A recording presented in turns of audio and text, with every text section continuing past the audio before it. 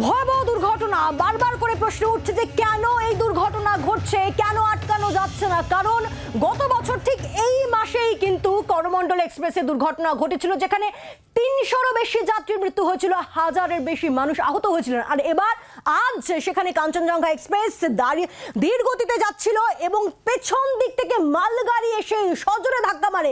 দেখুন, গ্রাফিক্যাল প্রেজেন্টেশনের মাধ্যমে আপনাদের বোঝানোর চেষ্টা করছি ঠিক আজকে সকালে যখন দুর্ঘটনা হয় সেই দুর্ঘটনা ঠিক কিভাবে ঘটেছিল। কারণ কাঞ্চনজঙ্ঘা এক্সপ্রেস সেটি সঠিক সময়ে কিন্তু রওনা হয়েছিল নিউ জলপাইগুড়ি থেকে শিয়ালদার উদ্দেশ্যে।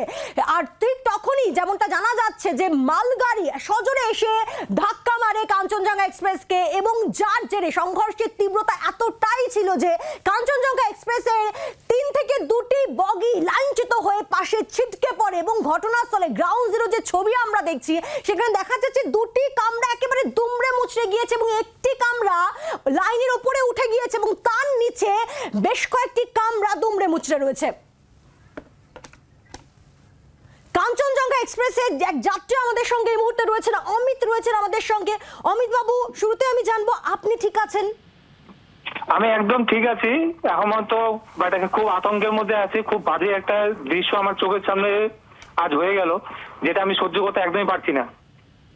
ঠিক কি হয়েছিল অমিত বাবু? আমি কুচবিহার থেকে রায়গঞ্জের দিকে যাচ্ছিলাম। আমি স্লিপারে ছিলাম, S3-তে ছিলাম আমি। তো রাঙ্গাপানি পার করার পরে জাস্ট রাঙ্গাপানি স্টেশন থেকে কিলোমিটার খানেক যাওয়ার পরে ওখানে আমাদের ট্রেনটি দাঁড়িয়ে যায়, সিগন্যাল না পাওয়াতে দাঁড়িয়ে যায়। ট্রেনটা অনেকক্ষণ থেকে দাঁড়িয়েছিল।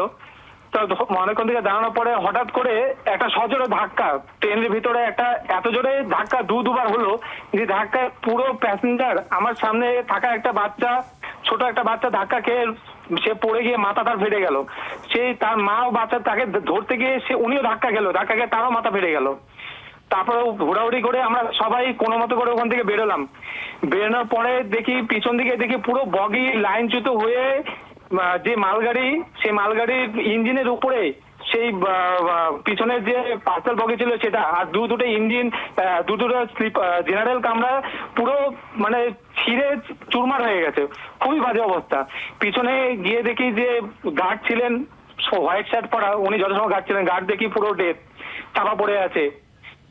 তবে একটাই কোশ্চেন করবো রেল ডিপার্টমেন্টকে, যে আজকে কাঞ্চনজঙ্ঘা সিগন্যাল পাইনি, উনি দাঁড়িয়েছিল, কাঞ্চনজঙ্ঘা দাঁড়িয়েছিল, দাঁড়িয়ে থাকা অবস্থায় মালগাড়ি কিভাবে তাকে পিছন দিক থেকে ধাক্কা মারে?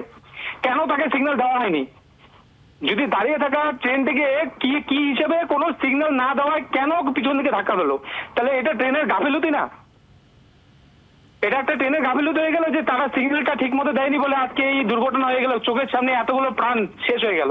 ঠিক অমিত বাবু, ধন্যবাদ আপনাকে। ঠিক এই প্রশ্নই কিন্তু করছে রাজ্যবাসী এই প্রশ্নই তারা করছেন যে কেন এই ধরনের দুর্ঘটনাগুলো আটকানো যাচ্ছে না, গাফিলতি কার? কারণ এক যাত্রী তিনি যেমনটা জানাচ্ছেন যে সিগন্যাল না পেয়ে বেশ কিছুক্ষণ কাঞ্চনজঙ্ঘা এক্সপ্রেস সেটি দাঁড়িয়েছিল এবং সেই দাঁড়িয়ে থাকা অবস্থাতেই কিন্তু একেবারে পেছন থেকে সজোরে এসে মালগাড়ি ধাক্কা মারে। তাহলে কোথায় নিরাপত্তা? রেলে যারা যাত্রীরা রয়েছেন তাদের নিরাপত্তা কোথায়? এবং এই গাফিলতি কি রেল নেবে? রেলের ঠিক কি বক্তব্য থাকবে, কি বক্তব্য উঠে আসবে, আমাদের নজর থাকবে সেই দিকে। বাংলার আওয়াজ, বাঙালির আবেগ, জি 24 ঘন্টা।